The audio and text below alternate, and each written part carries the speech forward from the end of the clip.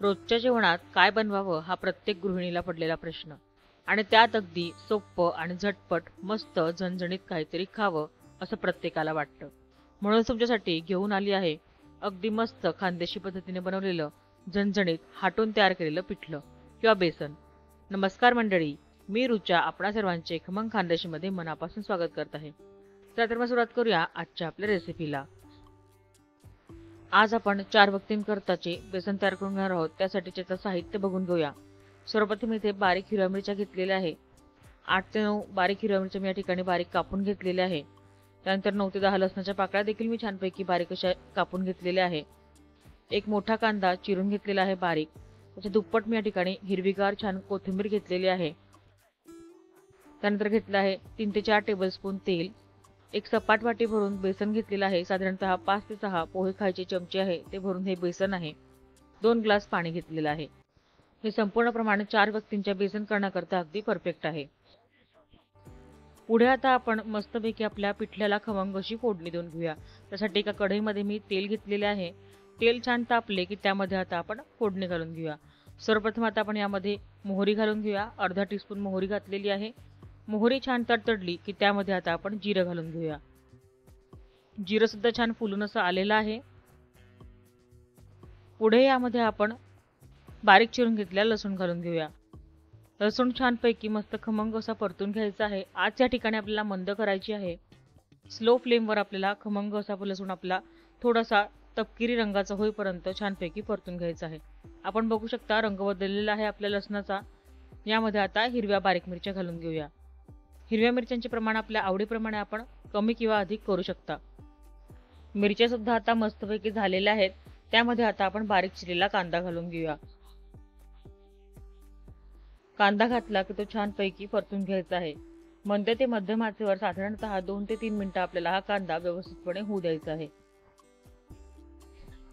कांदा 2 ते 3 मिनिटं आपण झाकण न ठेवता परतून घेतलेला आहे. आपण बघू शकता कांद्याचा रंग आता बदललेला आहे.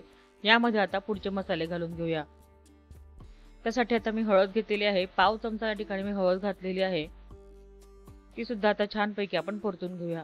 हळद सुद्धा आपण आपल्या फोडणीमध्ये थोडीशी तळली जाऊ द्यायची आहे. हळद आता छानपैकी तळली गेलेली आहे. यामुळे पिठल्याचा रंग खूप छान असा येतो. त्यामध्ये आता आपण पाणी घालून घेऊया. घेतलेले 2 ग्लास पाणी आपण यामध्ये आता घालून घेतलेले आहे. गॅसची फ्लेम आता आपल्याला मध्यम करायची आहे जेणेकरून आपल्या पाण्याला उकळी येईल. मस्तपैकी अशी खळखळून अशी उकळी काढून घ्यायची आहे. त्यामध्ये आता आपण खानदेशी पद्धतीने तयार केलेला गरम मसाला घालून घेणार आहोत. त्याची रेसिपी मी ऑलरेडी आपल्या चॅनलवर पोस्ट केलेली आहे. लिंक मी आपल्याला डिस्क्रिप्शन बॉक्समध्ये देत आहे. खूप मस्त असं चविष्ट असं पिठलं तयार होतं हा मसाला घातल्यामुळे. आता यापुढे आपण चवीप्रमाणे मीठ घालून घेतलेलं आहे आणि सगळे मसाले एकत्रपणे छानपैकी ढवळून घेऊया आणि पाण्याला एक मस्त अशी खळखळून अशी उकळी काढून घेऊया. झाकण ठेवून घ्यायचं आहे आणि साधारणतः 2 ते 3 मिनिटं आपल्याला ह्या पाण्याला उकळी काढून घ्यायची आहे. 2 ते 3 मिनिटं झालेले आहेत आणि पाण्याला छानपैकी अशी उकळी आलेली आहे. त्यामध्ये आता आपण बेसन घालून घेणार आहोत. एका हाताने आपल्याला एका चिमूटमध्ये बेसन असं या पद्धतीने पकडून घ्यायचं आहे आणि दुसऱ्या हाताने आपल्याला चमचा हलवत जायचा आहे. किंवा आपण या ठिकाणी लाटण्याचा देखील वापर करू शकता. परंतु चमच्याच्या खोलगट भागामुळे ह्याला गाठी होत नाही आणि छानपैकी गाठी मोडण्यास मदत होते. हे बघा, या पद्धतीने हे आपण एका हाताने बेसन टाकत जायचं आहे आणि एका हाताने आपल्याला पळीसारखी हलवत राहायची आहे. या पद्धतीने केलेल्या पिठल्याला हाटून केलेले पिठले असे देखील म्हटले जाते. पुढे आता या ठिकाणी आपले संपूर्ण बेसन यामध्ये टाकून झालेले आहे. असे थोडे पातळसरच आपल्याला हे ठेवायचे आहे कारण की हे जेव्हा शिजायला सुरुवात होते तेव्हा हे घट्ट व्हायला सुरुवात होते. त्यामुळे हे प्रमाण अगदी परफेक्ट आहे. 4 व्यक्तींकरता 2 ग्लास पाणी आणि सपाट वाटी मध्यम आकाराची वाटी बेसन हे अगदी परफेक्ट असे प्रमाण आहे. हे बघा, या पद्धतीने आपल्याला गाठी मोडत जायच्या आहे.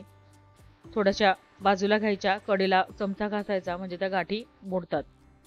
आपण यावर आता झाकण ठेवून घेऊया आणि साधारणतः मंद ते मध्यम आचेवर याला 2 ते 3 मिनिटं आपल्याला छानपैकी होऊ द्यायचं आहे. 2 ते 3 मिनिटं झालेले आहेत आणि आता आपण झाकण काढून घेतलेले आहे. आपण बघू शकता आपल्या पिठल्याला किंवा बेसनाला खूप छान अशी उकळी आलेली आहे. परंतु आपले बेसन अजूनही शिजलेले नाहीये संपूर्णपणे.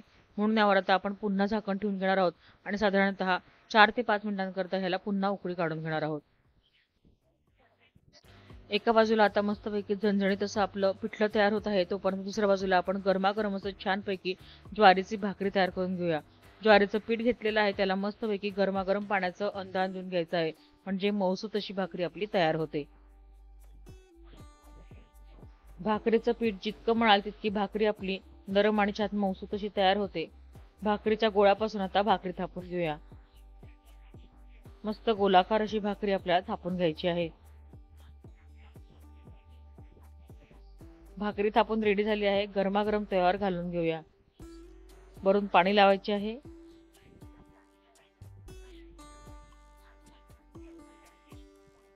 दोघही बाजूंनी छानपैकी शेकून घ्यायची आहे। शेकून घेतली की मस्तपैकी गॅसच्या फ्लेमवर फुलवून सुद्धा घ्यायची आहे। गरमागरम भाकरी रेडी आहे।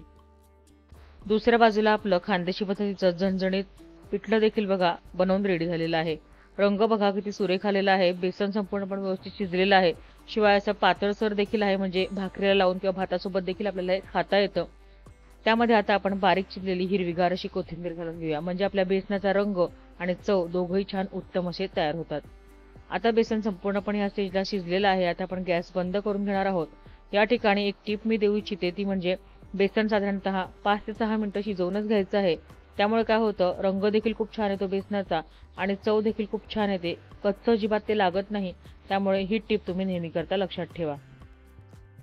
बघा आपलं गरमागरम खानदेशी पद्धतीने बनवलेलं झणझणीत पिठलं किंवा बेसन या ठिकाणी सर्विंगसाठी रेडी झालेलं आहे। आपण बघू शकता रंग देखील किती सुरेख आलेला आहे आणि मस्त पातळसर हिरवगार दिसणारं आपलं बेसन चवीला देखील खूप भन्नाट झालेलं आहे। खानदेशामध्ये यावर कच्चं शेंगदाणा तेल घेण्याची पद्धत आहे।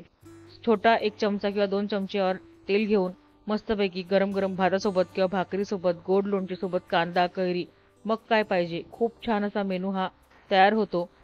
तुम्ही सुद्धा ही रेसिपी जरूर ट्राय करून बघा। रेसिपी आवडल्यास रेसिपीला लाईक आणि शेअर जरूर करा। माझ्या चॅनल खमंग खानदेशीला नक्की सबस्क्राईब करा। बाजूची घंटी सुद्धा दाबा आणि ऑल ऑप्शन सिलेक्ट करा, म्हणजे माझ्या सर्व रेसिपीज तुमच्याकडे सर्वप्रथम पोहोचतील। अशाच छान छान आणि मस्त मस्त रेसिपी घेऊन पुन्हा भेटूया खमंग खानदेशीच्या पुढील भागामध्ये। धन्यवाद।